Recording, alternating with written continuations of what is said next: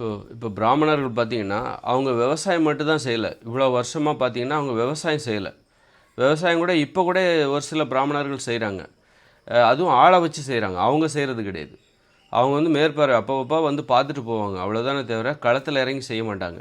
ஏன்னா, அவங்களுடைய வெண்மை நிறம் இருக்குல்ல, அதுதான் அவங்களுடைய அதை பார்த்து தான் வந்து இந்தியர்கள் மயங்கினார்கள். வியந்து பார்த்தாங்க. எப்படி வெள்ளையா இருக்காங்க?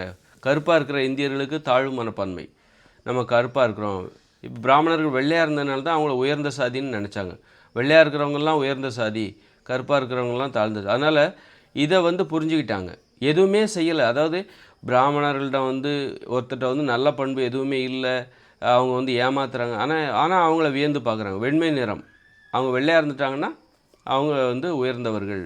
அதனால் இந்த இதை புரிஞ்சுக்கிட்டு தான் பிராமணர்கள் என்ன பண்ணாங்க அப்படின்னா, தங்களுடைய வெண்மை நிறத்தை பாதுகாக்க தொடங்கினார்கள். வெயிலில் இறங்கி வேலை செஞ்சிட்டாக்கா அப்போது வந்து இப்போ பிற சாதியினருக்கும் நமக்கு வித்தியாசம் தெரியாமல் போயிடும், கருப்பாக மாறிவிடும், நாமளும் கருத்து போயிடுவோம். அதுக்கப்புறம் அந்த உயர்ந்த சாதிங்கிறத அவங்க ஒத்துக்க மாட்டாங்க. அதனால் உயர்ந்த சாதி என்பதை நாம் நிலைநாட்ட வேண்டுமென்றால் நம்ம வந்து வெள்ளையாகவே இருக்கணும். அதுக்கு நம்ம இந்த விவசாயம் நமக்கு எதிரானது. உயர்ந்த சாதி என்கிற அந்த கௌரவத்தை காப்பாற்றுவதற்கு விவசாய தொழில் எதிரானது. அதனால் வந்து நிழல்லே இருந்து அந்த வெண்மை நிறத்தை பாதுகாக்கிற ஒரு தொழிலை செய்ய வேண்டும். அதுக்கு தான் அவங்க வந்து இந்த மாதிரி பூஜை செய்கிறது, சடங்கு செய்கிறது, கோயிலில் வந்து கோயில் இது மாதிரி நிழல்லே இருந்து செய்கிற வேலையை ஆயிரக்கணக்கான 2000 வருஷமாக செஞ்சிட்ருக்காங்க. அப்போது இப்போ வந்து என்ன பண்ணிட்டாங்க அப்படின்னா, பள்ளிக்கூடம் கல்லூரி மாற்று வேலைகள்லாம் வருது. ஆஃபீஸில் உட்காந்து செய்கிறோம், அப்போ அங்கே நம்ம வெண்மை நிறத்தை நம்ம பாதுகாக்கலாம். அப்போ அந்த வேலையை செய்ய ஆரம்பித்தாங்க. இப்போ எல்லோரும் முன்னாடி சடங்கு பூஜை இந்த மாதிரியான வேலைகளை செஞ்சிட்ட பிராமணர்கள் இப்போ புதுசாக பள்ளிக்கூடம் இதெல்லாம் வரும்போது அவங்க தொழிலேருந்து விடுபட்டு மாற்று தொழிலை தேர்ந்தெடுக்கும் போது கூட அவங்க என்ன பண்ணுவாங்க, இந்த களத்தில் இருந்து வெயில் படுற வேலையை செய்ய மாட்டாங்க. வெயில் படாமல் நிழலில் உட்காந்து செய்கிற வேலை, ஆஃபீஸில் உட்காந்து செய்கிற வேலை, அந்த மாதிரி அதிகாரத்தில் உட்காந்துக்கிட்டு செய்கிற வேலை, அந்த மாதிரி வேலையை செய்ய ஆரம்பித்தாங்க. அந்த மாதிரி நிறைய தொழில்நுட்ப வல்லுநர்களாக கூட இருக்காங்க. தொழில்நுட்ப வல்லுநர்களாக, விஞ்ஞானிகளாக எல்லாமே இருக்காங்க. இருந்தாலும் அவங்களுடைய அடிப்படை என்னவாக இருக்குது, அந்த வெண்மை நிறத்தை பாதுகாக்க வேண்டும் என்பதாக இருக்கிறது. வெண்மை நிற மோகம் மற்ற சாதியினருக்கும் இருக்குது. அவங்க மற்ற சாதியினர் கூட இந்த மாதிரி ஆஃபீஸில் உட்காந்து வேலை செய்கிற இதெல்லாம் வந்து பார்த்திங்கன்னா விவசாயத்தை விரும்பாமல் விவசாயத்தை விட்டுட்டு போனது கூட அதுவே ஒரு காரணமாக இருக்கும். விட்டுட்டு போனது கூட விவசாயம் பண்ணாங்க. விவசாயத்தை தாழ்வாக நினச்சதுக்கு என்ன காரணம், நீ வெயிலில் எல்லாம் செஞ்சால் நீ கருத்து போயிடுவ அப்படின்னா நீ தாழ்ந்துடுவ, வெண்மை நிறத்தை பாதுகாக்க முடியாது. அதனால தான் விவசாயத்தை எதிர்த்தாங்க, விவசாயத்தை விட்டுட்டு வெளியே வந்தாங்க. இப்போ சைனாக்காரங்க விவசாயம் செய்கிறதுக்கு அதை வந்து தாழ்வாக நினைக்கிறதில்ல.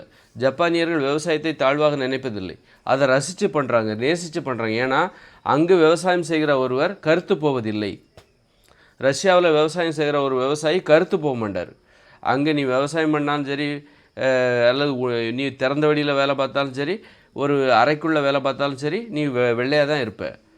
அதுபோல் அமெரிக்காவில் ஒரு விவசாயி விவசாயத்தை தாழ்வாக நினைப்பதில்லை. ஏன் இந்தியர்கள் தாழ்வாக நினைக்கிறார் என்றால், விவசாயம் செய்கிற ஒருவர் கருத்து போய்விடுவார். கருத்து போவதற்கு கருப்பு நிறத்தை, அதாவது சூரிய ஒளி படுவதற்கு வாய்ப்பு இருக்கிற எந்த ஒரு தொழிலும் இந்தியாவில் தாழ்வானது தான் அப்படிங்கிற ஒரு கருத்து இருக்குது. இப்போ ஒரு கொளுத்து வேலை செய்கிறாங்க, கொத்தனாராக வேலை செய்கிறாரு, அவர் மாதம் 30,000க்கு மேலே 40,000க்கு மேலே சம்பாதிப்பார். ஆனாலும் அவருடைய வேலை அங்கு தாழ்வாக தான் பார்க்கப்படும். ஏனென்றால் அவர் கருத்து போவதற்கு அங்கே வாய்ப்பு இருக்குது. அந்த மாதிரி அதனால் அந்த வேலையை செய்கிறதுக்கு யாரும் துணிஞ்சு வரமாட்டாங்க இந்தியாவில். இதுவே வெளிநாடுகளில் அதை பெருமையாக செய்வோம். இங்கே தாழ்வாக பார்க்குற வேலை அங்கு மட்டும் ஏன் பெருமையாக பார்க்கப்படுகிறது?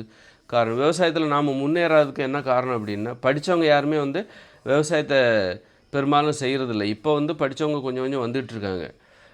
படிக்கிறதோட நோக்கமே விவசாயத்தை விட்டுட்டு வெளியே போகணும், வெண்மையாகுவதற்கு ஒரு வாய்ப்பு. படித்தவங்க செய்கிற வேலை விவசாயம் கிடையாது, விவசாயம் செஞ்சால் கருப்பாயிடுவாங்க. அப்போ படித்தவங்க கருப்பாகிற ஒரு வேலையை செய்ய மாட்டாங்க, கருப்பு நிறமாகிற ஒரு வேலையை தன்னை கருப்பாக மாற்றுகிற ஒரு வேலையை செய்ய மாட்டார்கள். படித்தவர்கள் வெண்மை நிறத்தை உருவாக்குகிற ஒரு வேலையை தேடி தான் போகணும் அப்படிங்கிற ஒரு உளவியல் மனப்பான்மை இங்கே இருக்குது. வெளிநாட்டில் ரஷ்யா, சீனா, ஜப்பான், அமெரிக்கா, இங்கெல்லாம் ஃப்ரான்ஸு, சுவிட்சர்லாந்து, நியூசிலாந்து, இங்கெல்லாம் பார்த்தா மாடு மேய்க்கிறது, ஆடு மேய்க்கிறது, விவசாயம் பண்ணுறது இது பெருமையாக செய்வாங்க. ஏன்னா அது அவர்களை கருப்பாக மாற்றாது. அதை வந்து ரொம்ப நிர்வாகத்தோட படிப்போட தொடர்புபடுத்திட்டாங்க. படித்தவங்க செய்கிற ஒரு வேலையாக அங்கே இருக்கிறது. ஜப்பானியர்கள் விவசாயத்தை ரொம்ப நுட்பமாக செய்கிறார்கள். அதிலே பயங்கர அறிவுபூர்வமான அணுகுமுறையெல்லாம் இருக்குது.